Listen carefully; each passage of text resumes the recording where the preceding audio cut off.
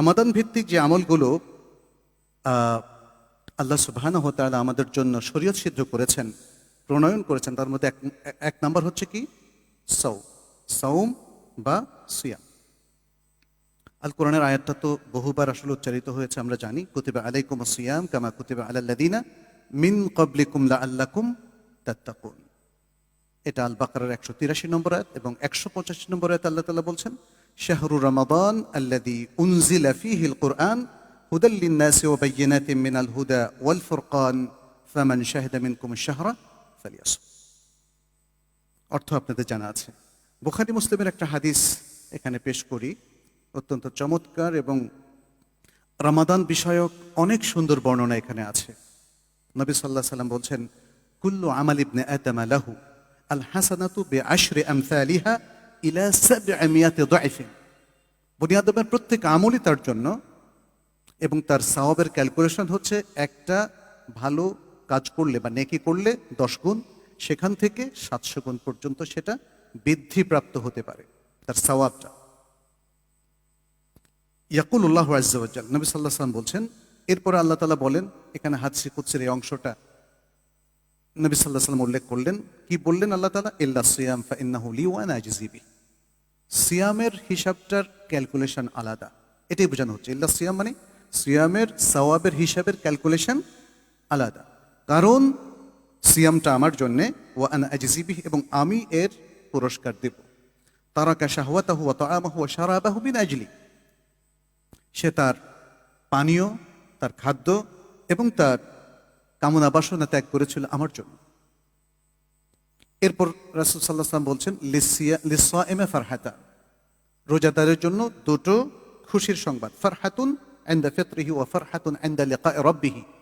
একটা খুশি হলো যখন সে ইফতার করবে, তাই না? অভুক্ত থাকার পরে ইফতার করার আনন্দ অন্যরকম, ইফতারকারী ছাড়া কেউ সেটা বুঝবে না, এবং রোজাদার ইফতারকারী আর কি। আর দ্বিতীয় খুশি সংবাদ হচ্ছে যখন সে তার রবের সাথে সাক্ষাৎ করবে, কারণ সে তার জন্য নির্ধারিত বিশেষ পুরস্কারটা সে আল্লাহর কাছ থেকে নেবে। তৃতীয় যে সুসংবাদ এই হাদিসের মধ্যে, সেটি হলো রাসূল সাল্লাল্লাহু আলাইহি ওয়াসাল্লাম বলছেন, ওয়ালা খুলুফু ফামিস সাইম আতিয়াবু ইনদাল্লাহি মিন রিহিল মিস্ক।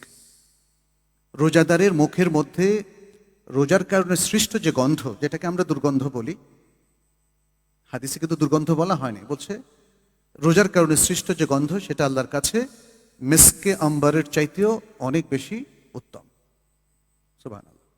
এভাবে আমরা সিয়ামের প্রোগ্রামটা এবং তার ফজিলতগুলো দেখলাম। এছাড়া বুখারী মুসলিমে আবু হুরায়রা রাদিয়াল্লাহু তাআলা আনহু থেকে বর্ণিত আরেকটা বিখ্যাত হাদিস, যেখানে নবী সাল্লাল্লাহু আলাইহি ওয়াসাল্লাম বলেছেন, মান সামা রমাদানা ঈমানান ওয়া ইহতিসাবান গুফিরা লাহু মা তাকাদ্দামা মিন যামবিহি। যে ব্যক্তি রমাদানের সিয়াম পালন করলো ঈমানের সাথে এবং সওয়াবের আশায়, তার পূর্বের সকল পাপকে ক্ষমা করে দেওয়া হলো। রমাদানের সিয়াম, সওম রমাদান হচ্ছে বুখারী মুসলিমের অন্য হাদিস থেকে আমরা জানি, এটা ইসলামের চতুর্থ রকন, চতুর্থ স্তম্ভ, যেটি পরিপালন না করলে আপনার ইসলামের প্রাসাদটা ধ্বংস হয়ে যাবে। তার মানে আপনি আর মুসলিম থাকবেন না যদি আপনি অস্বীকার করেন। এখানে অস্বীকার করার প্রশ্ন।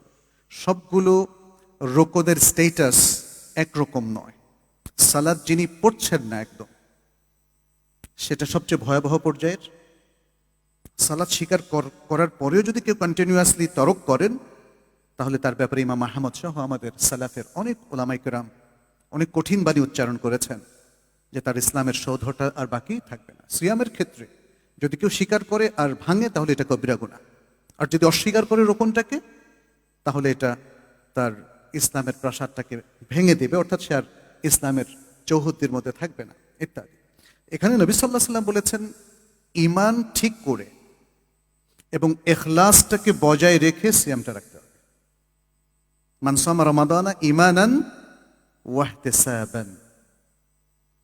ঈমান ঠিক করে, যদি কারো ঈমানে কোনো প্রবলেম থাকে, তাহলে রমাদানের আগেই সেটা ঠিক করে ফেলতে হবে। আপনি যখন লং ড্রাইভে যাবেন, এক জেলা থেকে আরেক জেলা যাবেন, আপনার যদি একটা কার থাকে, গাড়ি থাকে, আপনি কি সেটা মেকানিকের কাছে নেন না? কারণ মাঝপথে যদি নষ্ট হয়ে যায়, কি হবে আপনার বলেন তো, তাই না? তাহলে এটা সবাই করে, দেশে বিদেশে সবাইকে দেখেছে। সে লং ড্রাইভে যাওয়ার আগে গাড়িটাকে ভালো করে রিপেয়ার করে, যাতে আর কোনো সমস্যায় না পড়ে। তাহলে আমাদের সিয়ামের জন্য নবী সাল্লাল্লাহু আলাইহি ওয়াসাল্লাম এখানে শর্ত হিসেবে উল্লেখ করেছেন, ইমানটা ঠিক না থাকলে সিয়াম হবে না কিন্তু, কারণ এটা রেগুলার জব না। ইসলামের একটা কাজ আরেকটার সাথে অঙ্গাঙ্গিভাবে জড়িত। ইসলামের পুরো সিস্টেমটাই একটা চমৎকার নেটওয়ার্কের মধ্যে একই সূত্রে গ্রথিত। দুইটা সুতা নয়, একটা সুতার মধ্যেই গ্রথিত। এই যে ইসলামের সোশ্যাল সিস্টেম, ইসলামের পারিবারিক সিস্টেমগুলো দেখেন। এই জন্য আপনি যখন ইসলামের পারিবারিক সিস্টেমকে আমেরিকান মাইন্ডে এটাকে এক্সপ্লেন করবেন, তখন দেখবেন যে মিলছে না আপনার সাথে। আবার যখন ইউরোপিয়ান আমেরিকান চিন্তাভাবনায় আপনি এখানে সংস্কার চালাতে যাবেন ইসলামের উপর, সেখানেও দেখবেন যে মিলবে না। ইসলাম তার নিজস্ব স্ট্রাকচার কমপ্লিট করে ফেলেছে, তাই না? আল্লাহ তাআলা ঘোষণা করেছেন, আল-ইয়াউমা আকমালতু লাকুম দীনাকুম ওয়া আতমামতু আলাইকুম নি'মাতি ওয়া রাদিতু লাকুমুল ইসলাম দীনা। ফলে ইসলামের স্ট্রাকচার এবং তার যে হুকুম আহকাম এবং প্রত্যেকটা খুঁটিনাটি বিষয় একটা সূত্রে গ্রথিত। এখানে কোনো একটাকে আপনার ইচ্ছা মতো অথবা অন্য একটা কালচার, অন্য একটা মতবাদ কিংবা অন্য একটা সভ্যতার চিন্তা ভাবনা অনুযায়ী যদি আপনি এখানে মডিফাই করতে চান বা কিছু সংস্কার করতে চান, এটা একদিকে যেমন অ্যাকসেপ্টেড নয়, অন্যদিকে এটা আসলে অসম্ভব একটা প্রক্রিয়া। মুসলিমরা এই জন্যই রিয়াক্ট করে, মুসলিমরা এই জন্যই রিয়াক্ট করে। এটা একটা পজিটিভ রিয়াকশন, কিন্তু নেগেটিভ না। যখন আমরা দেখবো আমাদের ইমানটা নষ্ট হয়ে যাচ্ছে, ইবাদতটা নষ্ট হয়ে যাচ্ছে, আমলটা নষ্ট হয়ে যাচ্ছে, তখন এটা স্বাভাবিক রিয়াকশন। এটাকে আল গায়র আল ইমানিয়া বলে, নবী সাল্লাল্লাহু আলাইহি ওয়াসাল্লাম বলেছেন। সেটা অন্য আরেকটা আলোচনা, যাই হোক। তাহলে ইমানটাকে রিপেয়ার করে, নবায়ন করে, ঠিক করে সিয়াম শুরু করতে হবে। তাহলে এই সিয়াম আপনাকে ওই ফাজিলাতটা দিবে। আর সাথে কি? ইখলাস, ইহতিসাব বলে যেটা বলা হচ্ছে, এক্সপেক্টিং দ্য রিওয়ার্ড ফ্রম আল্লাহ। আল্লাহর কাছ থেকে সওয়াবের আশা করে আপনি সিয়ামটা রাখবেন। তাহলে সিয়াম রাখার পেছনে আপনার পৃথিবীর অন্য কোনো উদ্দেশ্য কাজ করবে না। এই দুটো শর্ত যদি পরিপূরণ করা হয়, তাহলে এই সিয়ামটা আপনার জন্য বিশেষ ইফেক্টিভ একটা রোল প্লে করবে। সেটা কি?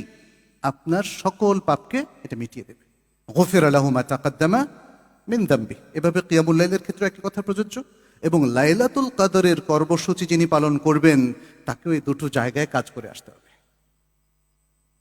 আমাদের অনেক মানুষ সেটা জানে না, ভাবে যে আজকে লাইলাতুল কদর, ইবাদত করো, সব মাফ করে নাও। নো, আপনার মাফ হবে না। তো আপনার মাফ হবে না if you don't have full ইমান। আপনি যদি পরিপূর্ণ ইমানের অধিকারী এবং ফুল ইমানটাকে যদি আপনি হোল্ড না করেন, তাহলে আপনার মাফ হবে না। এটাই রাসূল সাল্লাল্লাহু আলাইহি ওয়াসাল্লাম মিন করেছেন। সেটা যদি বুঝতে আমাদের ভুল হয়, সেটা আমাদের ত্রুটি। শরিয়ার পক্ষ থেকে ঘোষণায় কোনো ত্রুটি নাই। ঠিক একইভাবে এখলাসটা আমাদের সবচেয়ে বড় সম্পদ। এই জায়গাটাই আমাদের উম্মার অধিকাংশ মানুষের প্রবলেম, এখলাস। সবাই দাবিও করছে আমার সিনসিয়ারিটি আছে, নিষ্ঠা আছে। আসলে আদৌ আছে কিনা আপনার অন্য কাজগুলোকে পর্যালোচনা করলে বোঝা যাবে, বা সেটার দায়িত্ব আল্লাহর। আল্লাহ মানুষের অন্তর খবর জানেন, আলিমুন বিযাতিস সুদূর। এই জন্য এটা নিয়ে আমরা অন্যদেরকে দুষবো না, আক্রমণও করব না।